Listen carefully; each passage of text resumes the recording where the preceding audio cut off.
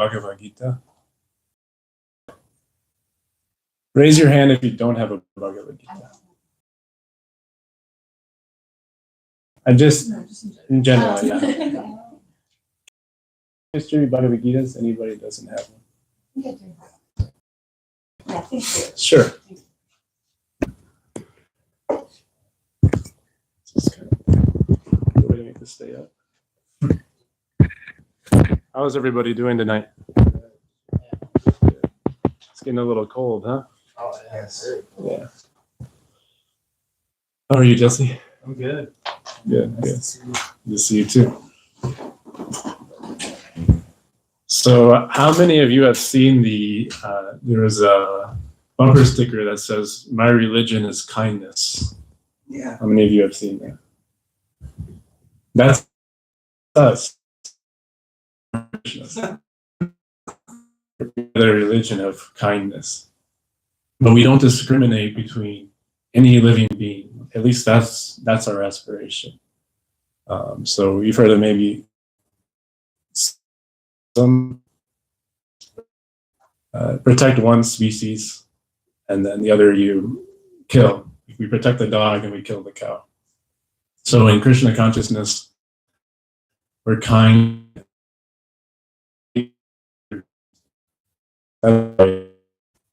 And that kindness, if it's a religion, then it has to also relate to God.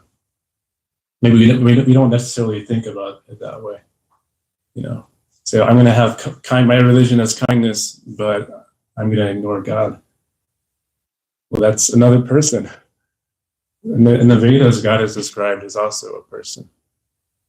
So we're going through this beautiful book called Light of the Bhagavat, and we're trying. This is basically poetry from the ancient Vedic scriptures that give different ways that we can remember how God relates to the beauty of creation.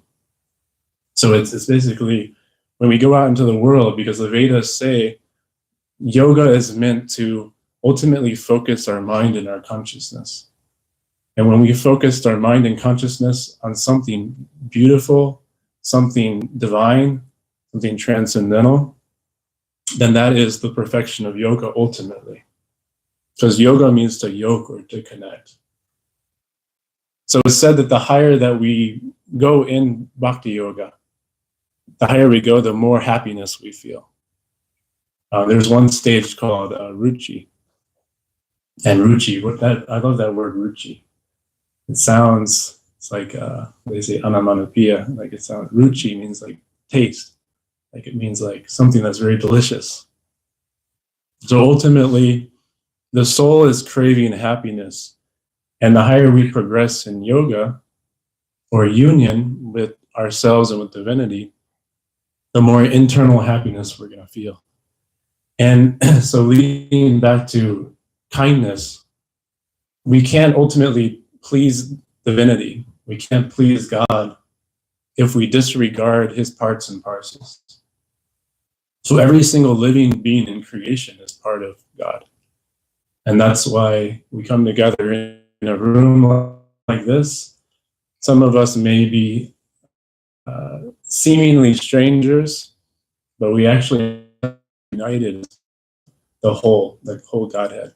Actually, it's said that we're eternal. So we've been traversing in this world forever. And so we all have been together forever. It's connection. It said that human beings are social animals. So there's automatic connection. Even when you feel this connection. And so we can see that there's this divine connection between every living being in creation. You all experienced that. Yes. Okay. So some of you are new, so I want to just recap a little bit. So the first analogy is the open sky is the absolute truth. Is the whole absolute truth, the pure absolute.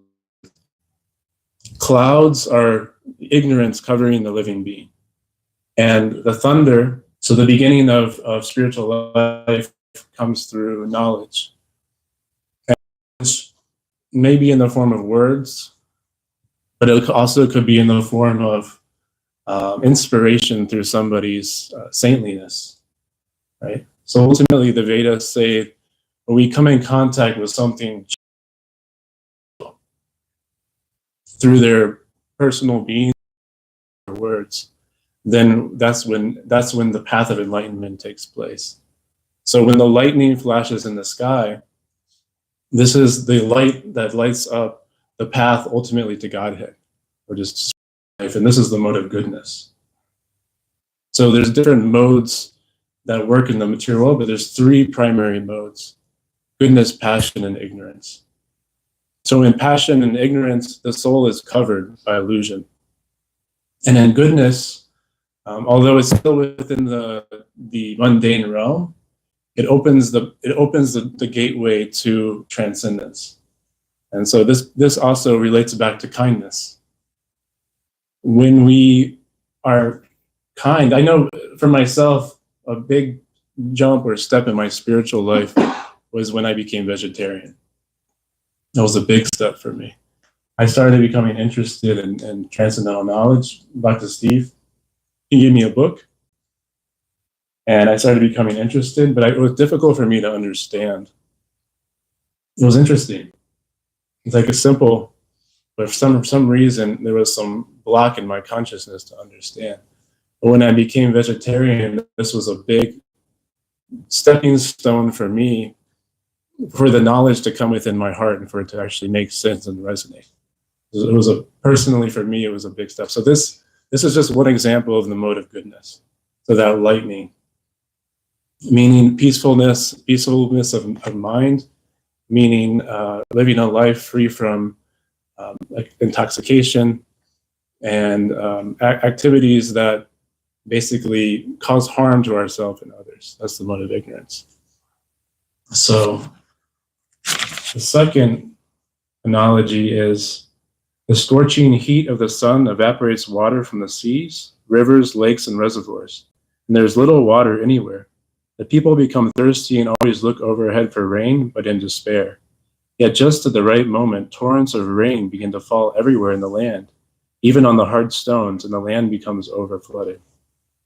So this analogy is how when the sun evaporates the water, it's related in this context. Swami Prabhupada relates, it's like the government extracting taxes.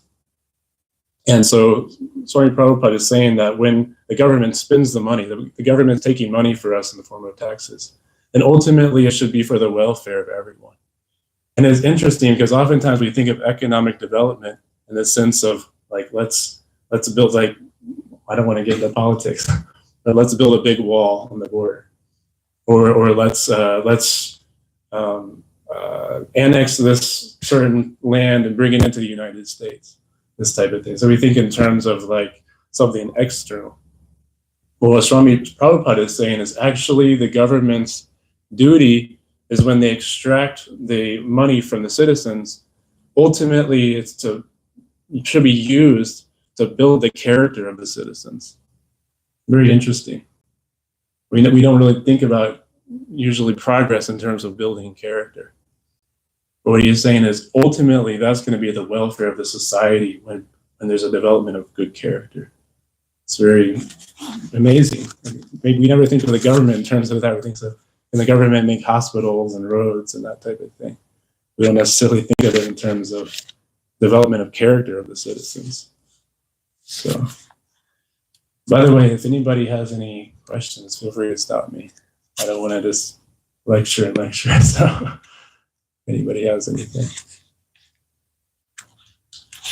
So the third verse, attracted by electricity throughout the sky and driven by forceful winds, clouds gradually cover the surface of the earth to satisfy the needy people by supplying water, which is the substance of their life. The clouds bestow rains upon man as the mercy of the Lord, who is always kind to the needy living being. So there's one famous verse in the Bhagavad Gita, which you were asking a little bit about Bhagavad Gita. So what is your experience with yoga? Have you? Not much. Okay. No. And I happen to have them because I was at the street fair and I was donated and they gave me a one of those. Oh, okay. That's how I'm familiar with That means we're sort of doing our job. it. So that's part of our mission, is to distribute this knowledge. So, yeah. So there's one famous verse in Bhagavad Gita, which basically says the supreme source of everything is actually behind the energy in this world. So we can see everything as God's mercy. So the rain is one example of that, the rain coming from God. So, and we may ask, well, there's also so many bad things too, right? There's evil. So there's a simple answer given in the Vedas, which is evil is when we turn away from the light. When we turn away from light, then there's darkness. So evil simply means, like, we are part of the whole. We're like cells in the body that work to nourish the body and to provide for the body. So when the cell stops to work for the body, then that's evil in essence. So if we all are facing the sun, but if we turn away from the sun, then our body casts a shadow. So that shadow then is darkness or evil. So, but the energy is all being supplied by the supreme source of everything. Because everybody would agree, whether or not you're a theist or an atheist or you're agnostic, you would all agree that we have a source, right? Everything and everyone has a source. So the Vedas say that source is in three aspects: the impersonal Brahman, which means the impersonal energy from God, and then God within the heart. So that supreme source, this is one way that we're connected. That supreme source is in the heart of every single one of us as Paramatma. Paramatma. Atma is soul, you're a soul, Paramatma is the supreme soul. So we're actually all connected. Like there's this, like, we always show these like Starlink or something, and how all the different lights go to the towers and the cell phones and everything. So like that, we're all connected through Paramatma. And then Bhagavan. Just like we have a personality, then why would our source not have a personality? Our source has everything we have. So this recognition then in our daily lives allows for a connection. It allows for forming of a relationship, this gratitude that God's supplying everything for us, ultimately. Everything that nourishes us, such as water. So this is verse 4. After heavy rain showers, the fields and forests in all directions appear green and healthy. Thus they resemble a man who has undergone severe austerities for some material gain and has achieved his end, for such a man is strong, hardy, and good-looking. So Swami Prabhupada says, there are persons who undergo severe austerities for some material gain, but those who are sane avoid this. So we're going to get further into this, and this is kind of like a little bit of a recap. So, but I promise you this won't go on forever. Maybe another 15 minutes, and then we can have some Q&A. Okay. So verse 5 is, the evening in the rainy season is dark all around. There is no sight of the twinkling stars on the horizon or the pleasing moon. They are covered by clouds, and the insignificant glowworms become prominent in the absence of the luminaries and fireflies. I'm used to fireflies. Have any of you all ever seen a glowworm? Mm-hmm. Yeah, okay. I've seen pictures of them, but I've never actually seen one. So those fireflies or glowworms are compared to leaders in this world who misrepresent God and who therefore misguide society. When you are a leader, it's actually your duty to represent the supreme lawmaker, or Krishna, or God. We call Krishna. Krishna is a personal name for God. It means he who's all attractive. It's he and she.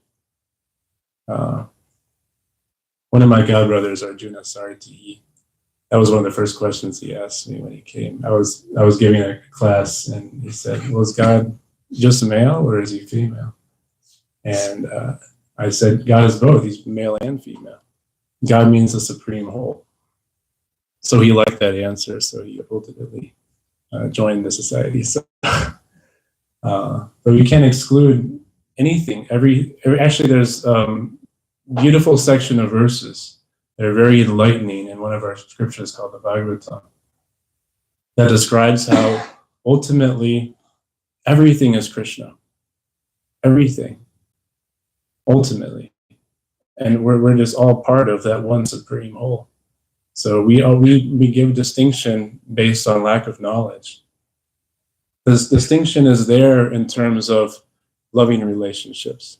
And that's where Bhakti Yoga is powerful, as opposed to other types of yoga that may end in something that is peaceful, but ultimately isn't loving. Something peaceful, but not necessarily loving, right? Because you can be on a peaceful vacation and you may not be in a loving relationship, right? You could go off to some resort or something and be all by yourself, very peaceful, but doesn't mean there's love there, right? So these glowworms, then they misrepresenting then people are misled, right? And through being misled, ultimately, they suffer. So that's why leadership is so important. And traditionally in Vedic culture, those who were versed in the Vedas or the laws of God, these are some of the most ancient spiritual teachings in the world. It's where all the yoga laws in such a way that everybody would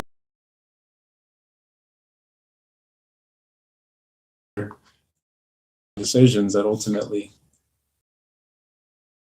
society. So we want to try to avoid the glowworms. Okay. Okay, any questions so far?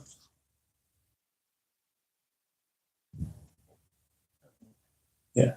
How is Paramatma Krishna within the heart described in the Bhagavad Gita? How does he spread in everyone's heart? What's the example given?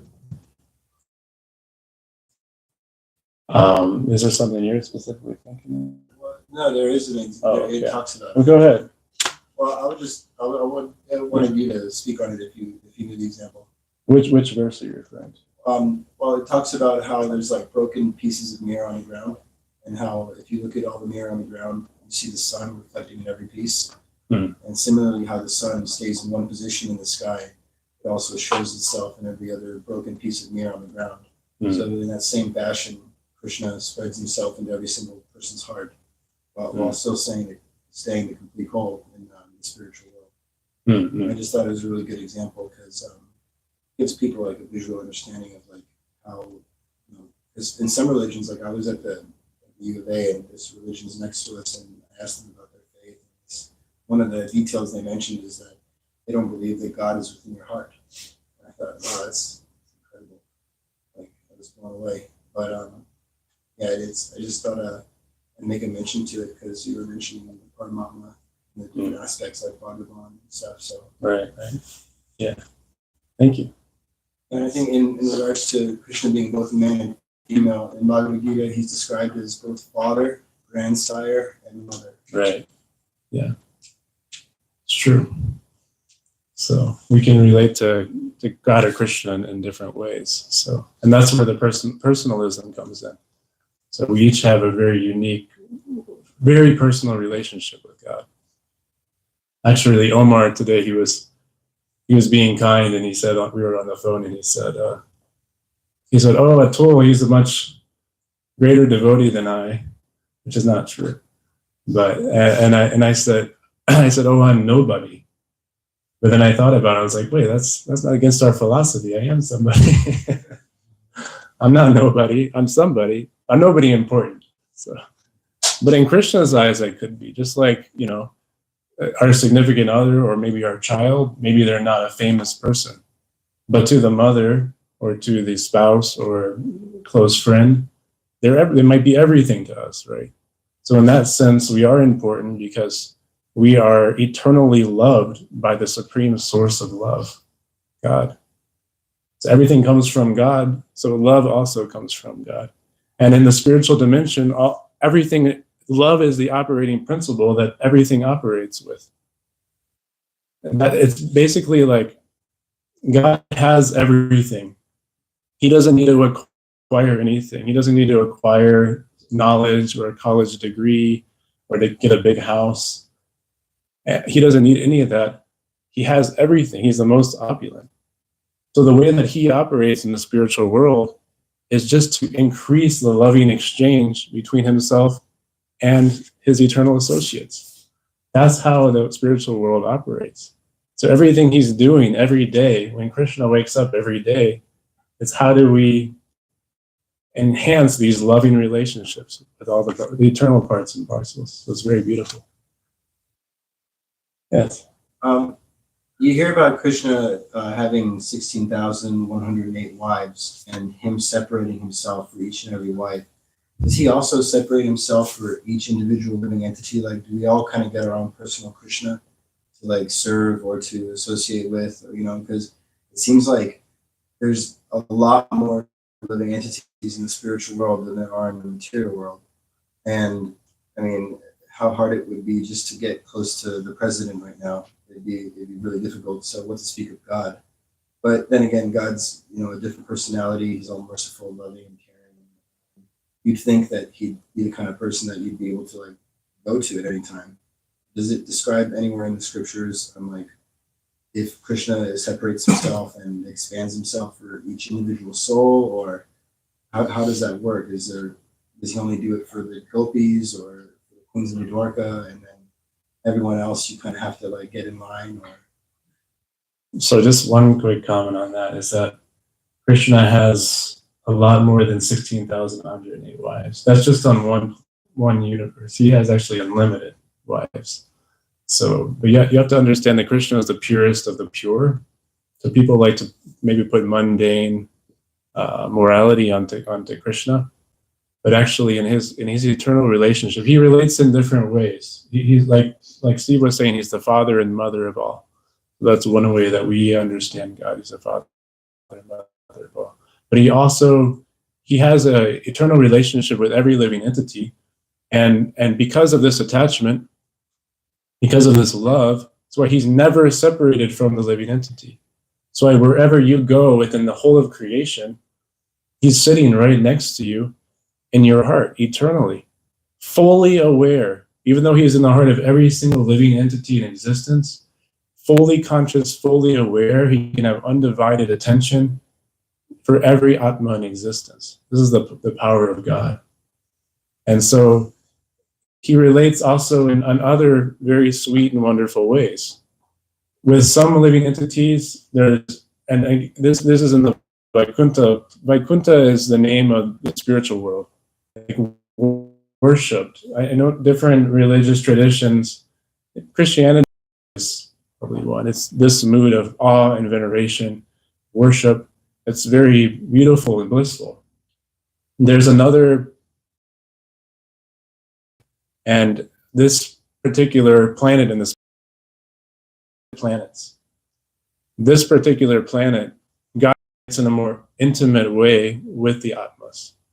So every living being has a particular relationship, and that could be as a friend, could be as a servant, it could be as a parent. You could be a parent of the Supreme. Because God also wants to have that relationship. You know, he wants to have the experience of having a mother, you know, or as a supreme lover.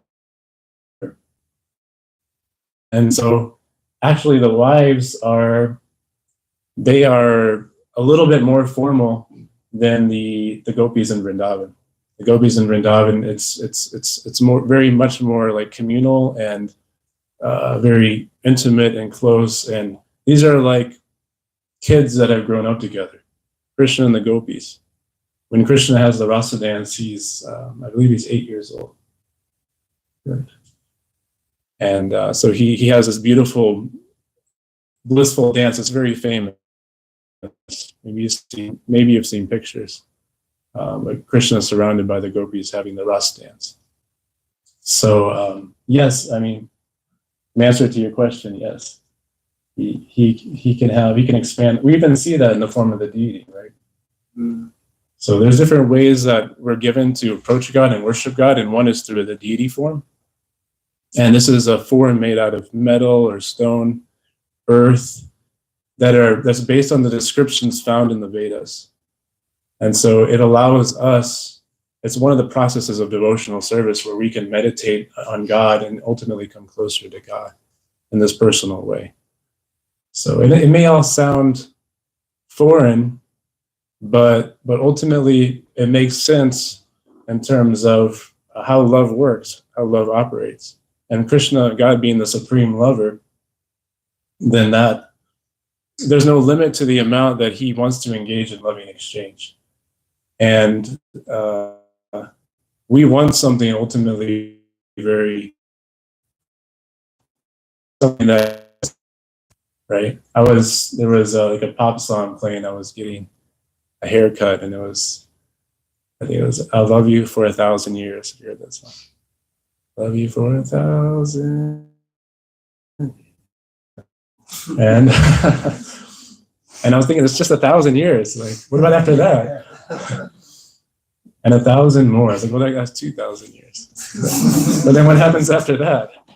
You want to love Krishna. Krishna, he's an eternal lover. It goes on for eternity.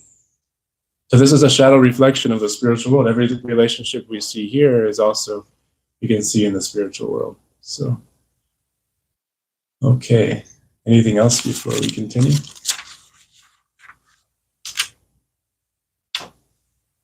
Yes. What happens when Krishna plays his flute? A lot of things happen. Okay. One thing is that the residents of the spiritual world experience great joy, great bliss, and it makes them want to be drawn to Krishna. So Krishna plays his flute in Vrindavan, then everybody wants to. It's kind of like, your favorite band's playing or something. You want to run over into the concert. So when Krishna's playing his flute, everybody wants to run to Krishna. So.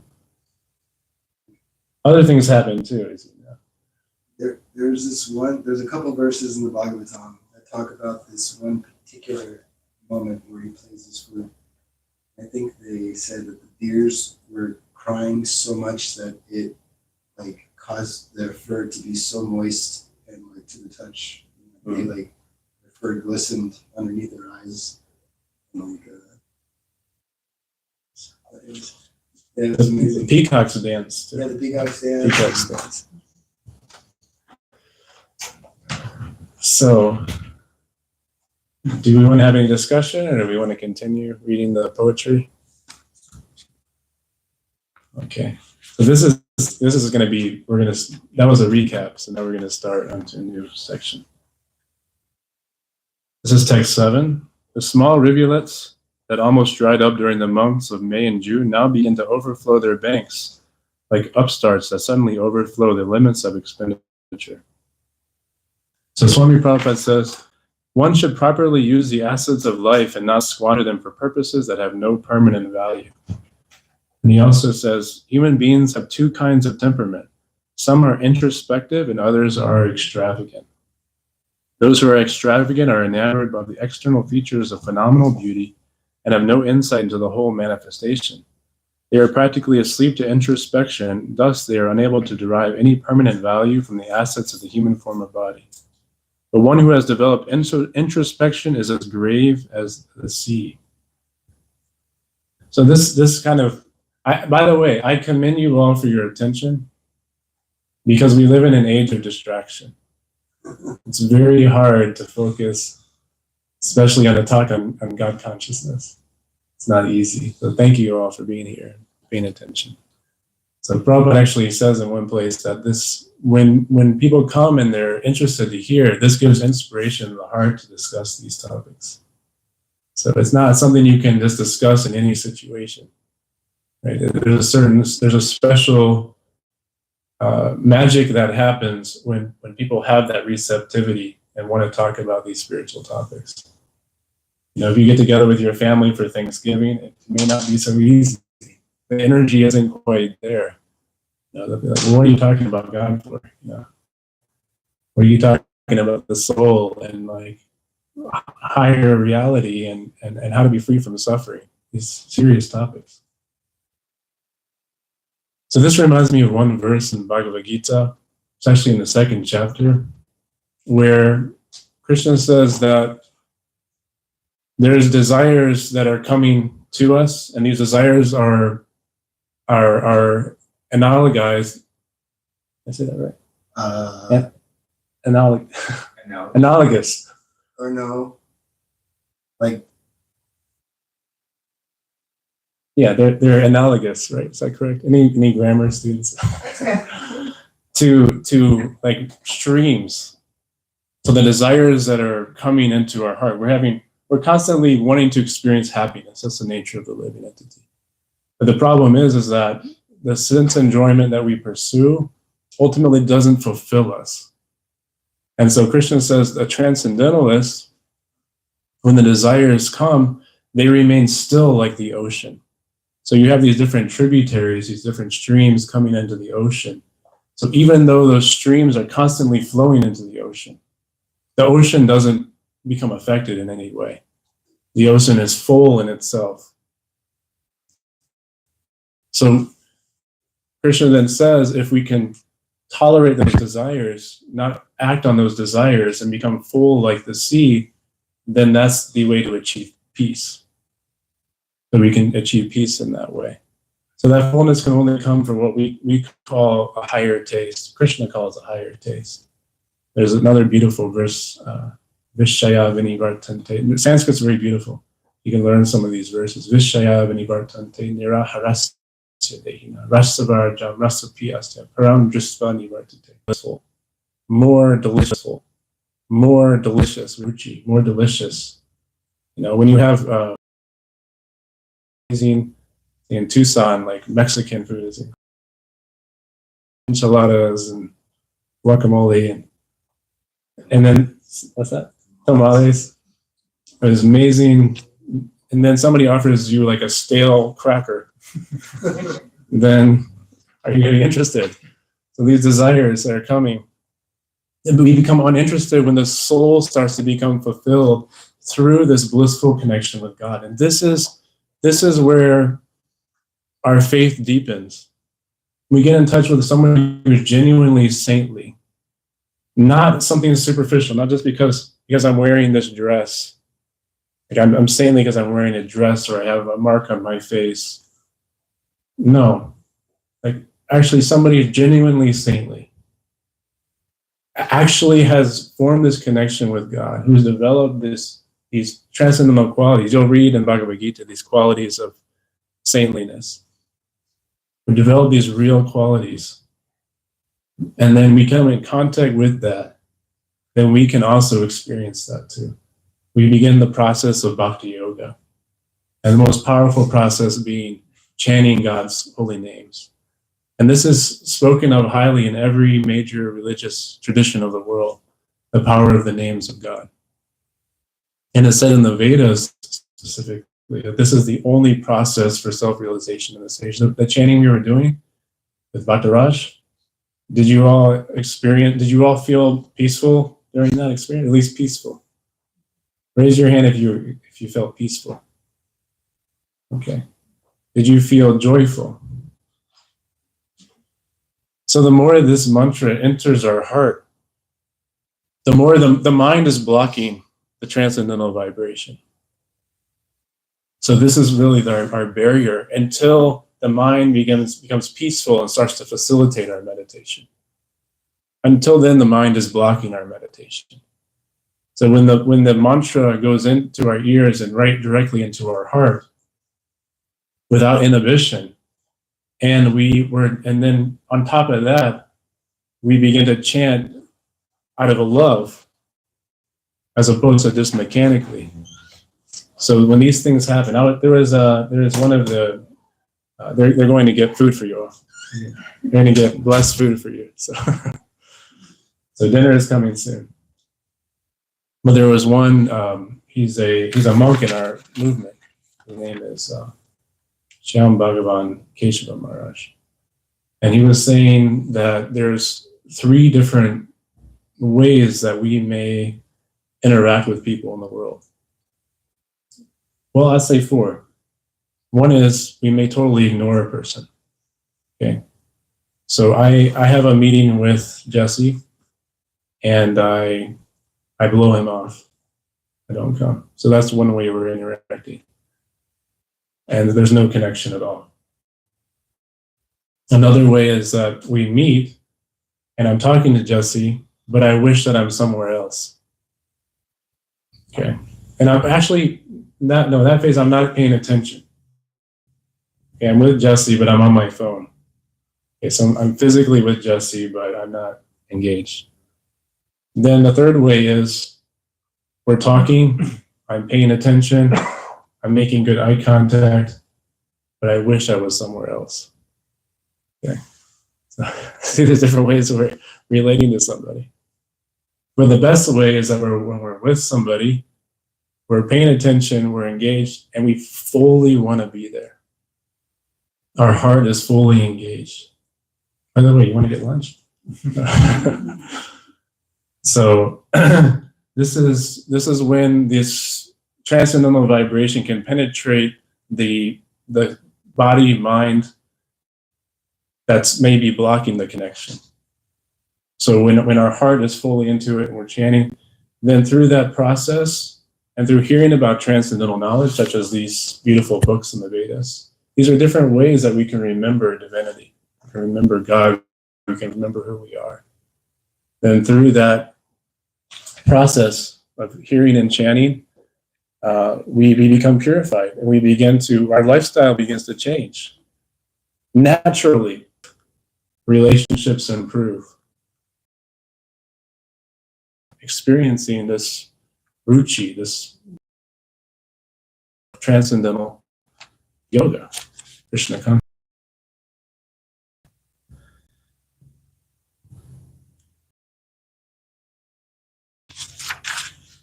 And so this extravagance, so Prabhupada said there's two moods. One is introspective, the other is extravagant.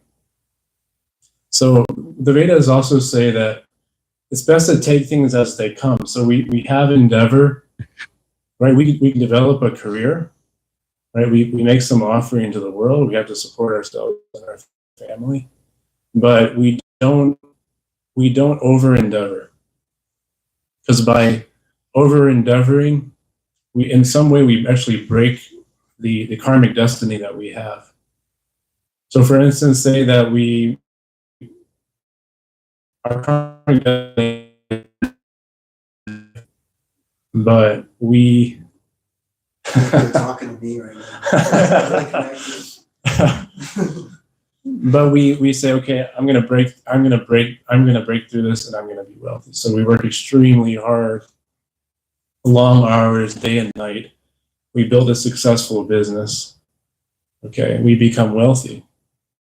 But then because of that severe hours and work we put in, our immune system becomes weakened. And so we develop an illness. Right? So that the over endeavoring, ultimately there's going to be a consequence on the other side. So basically what the Vedas teach is we take care of our responsibilities, we find what we are competent and good at, but we keep our spiritual development. And through the ups and downs in life, we remain fixed in our goal of transcendence. So it's not that it's wrong to have a nice house or a nice car. These things come naturally through our career, through our honest endeavor. But if they're there, that's fine. If they go away, that's fine too. That's the equiposition that Krishna is talking about in Bhagavad Gita. And because we're fixed on our goal. You know, we see people that they're really driven to be successful.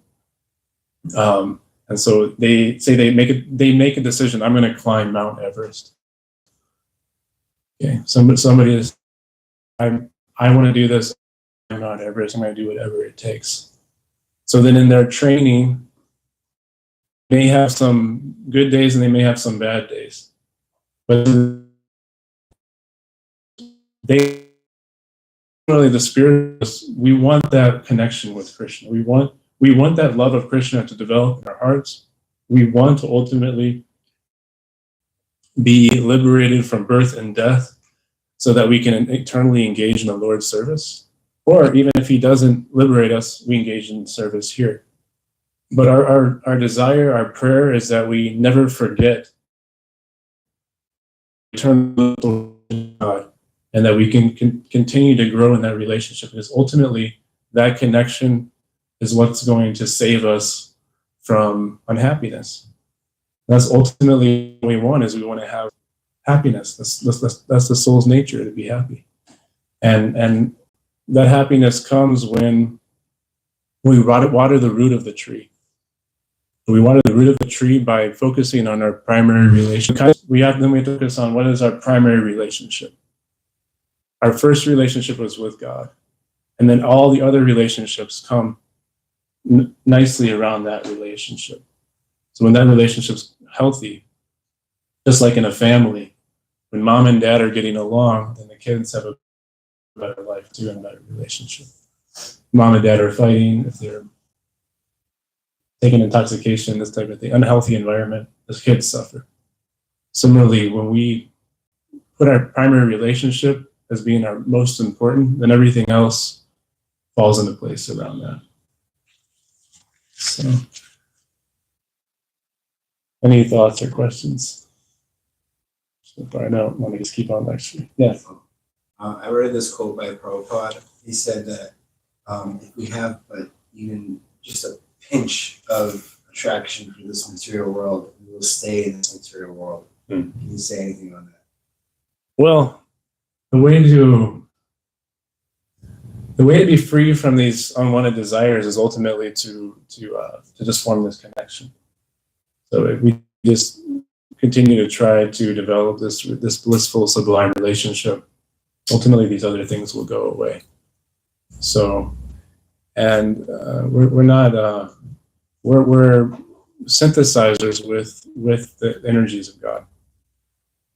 So we're not just renunciates of. Did you say synthesizers or sympathizers? Synthesizers. Oh, so, okay. Yeah. So we're not just like, we don't just abjectly deny basic needs, for instance, or our nature, but we harmonize those things in God's plan, the will of God in the world. And so we can utilize our talents, whatever we have, our abilities in God's service. And ultimately, we can experience life in such a more vivid way. You know, when we're in the mode of goodness, we can experience life more.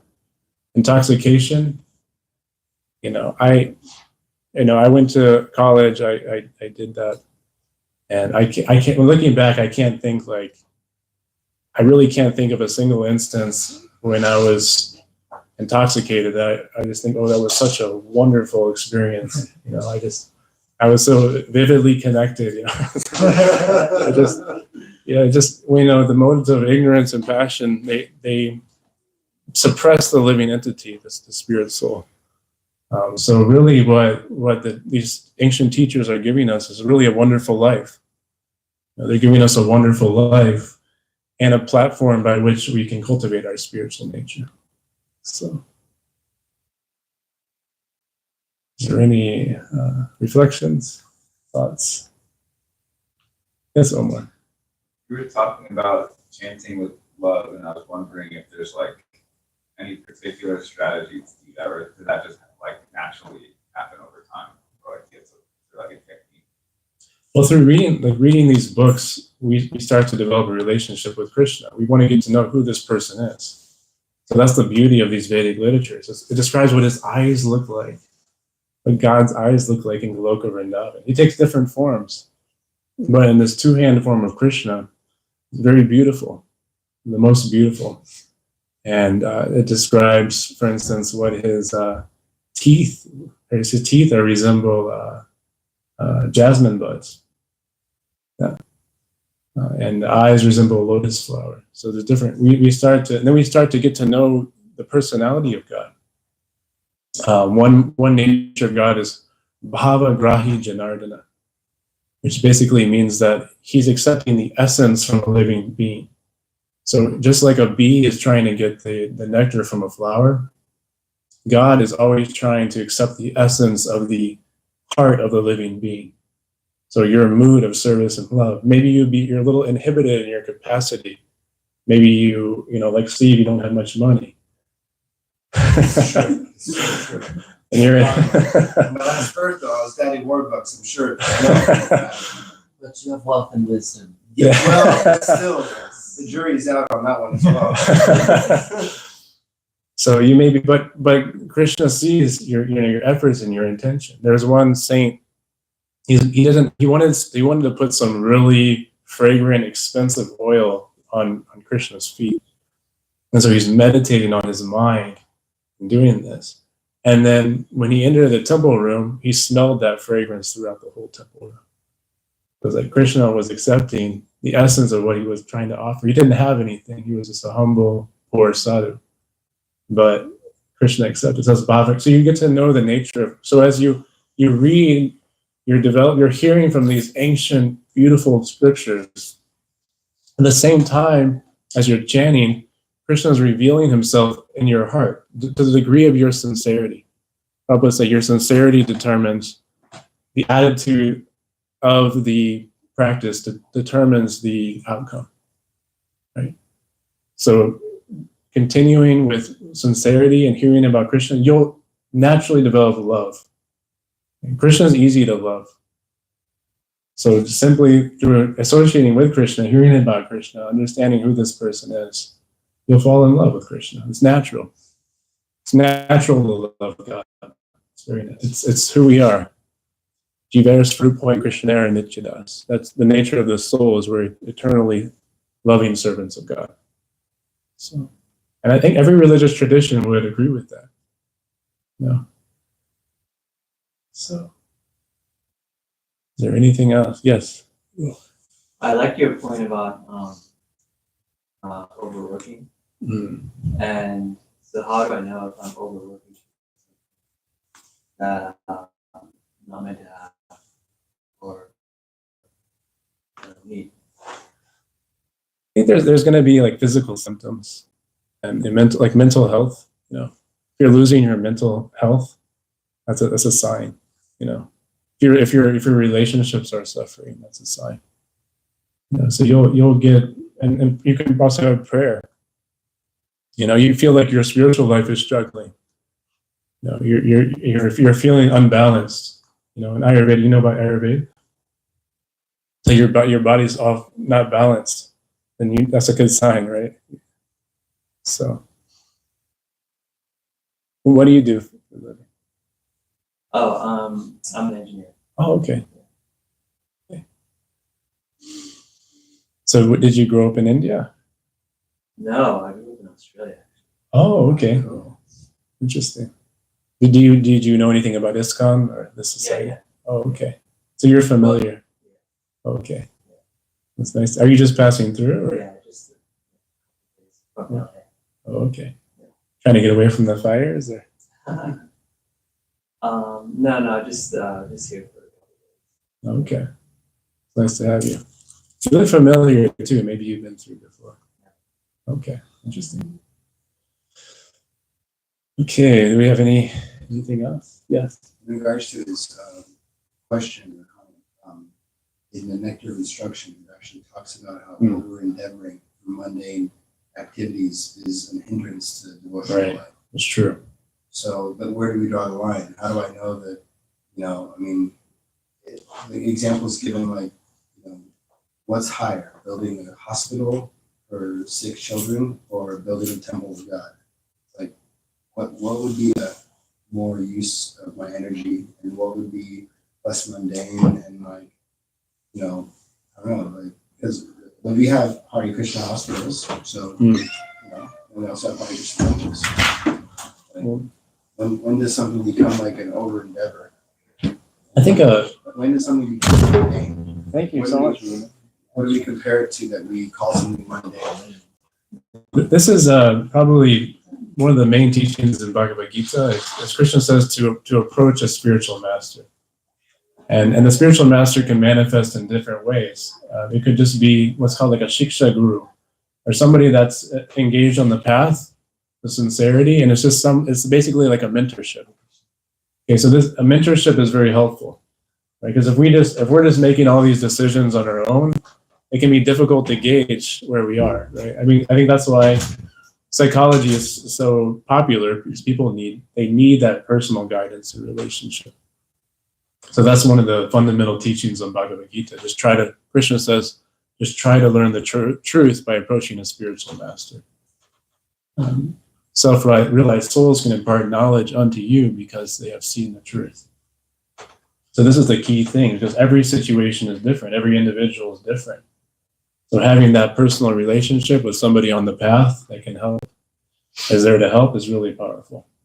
So we say, connect with spiritual community.